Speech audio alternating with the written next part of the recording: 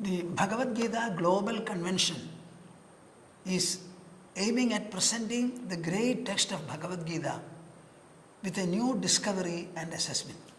You may wonder as to why this is so. Bhagavad Gita has been considered so far to be a purely religious text. I would like to emphasize that it is not at all so. Take the occasion which produced Bhagavad Gita.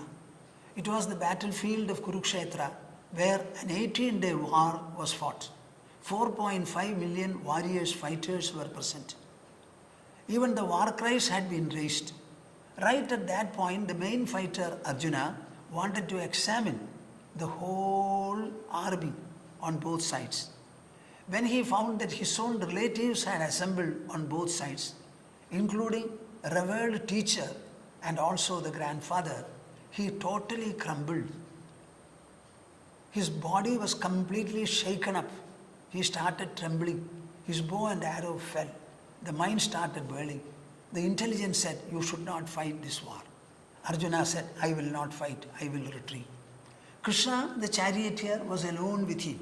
He took up the challenge and decided to give the necessary insight, clarity and strength of purpose to Arjuna. First he admonished him, telling Arjuna that his stand was wrong. Arjuna responded to it, and then he decided, "I must have more enlightenment from Krishna." He said, "You are my instructor, guide. I am your student. Let us have a dialogue. But the sole purpose I have is, my grief should be overcome and stability should be given to me. I must be able to take back my bow and arrow and fight for the whole duration. There should be no repetition of what I have met till now." Krishna started the conversation. Arjuna also participated by raising pertinent and relevant questions, and it lingered for about 2.5 hours in the battlefield. Mind you, 4.5 million warriors were all in a standstill until the conversation was over. Arjuna in the end agrees and confesses, "My delusion is gone. I have got my clarity. I have regained my strength.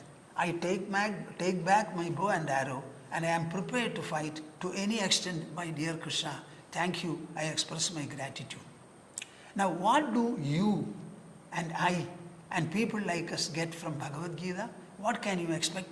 You can expect a beautiful reinforcement, a kind of an internal armor for you to face the battle of life, to live your life despite all the challenges, provocations, confrontations and discomfitures. Anywhere and everywhere, Bhagavad Gita has a solution for you, because everything that Bhagavad Gita speaks relates to the human mind of emotions and the human intelligence of reason.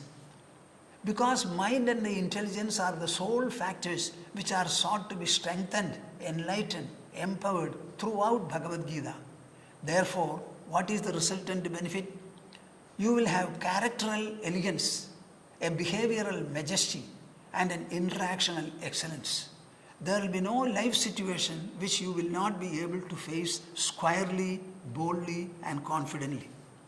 If you are able to do your interactions and assimilate all the impacts that the interactions produce, and you can go forward in life, I think we need no further solution.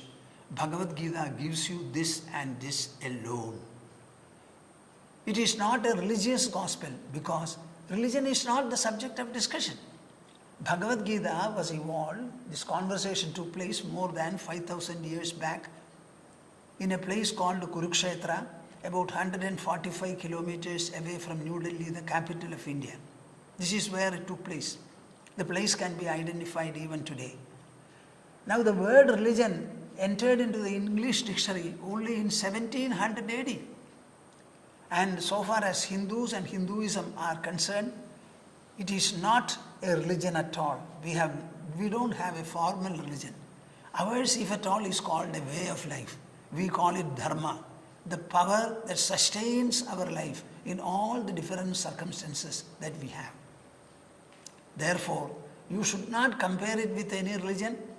It is a book historically written, presenting the war event.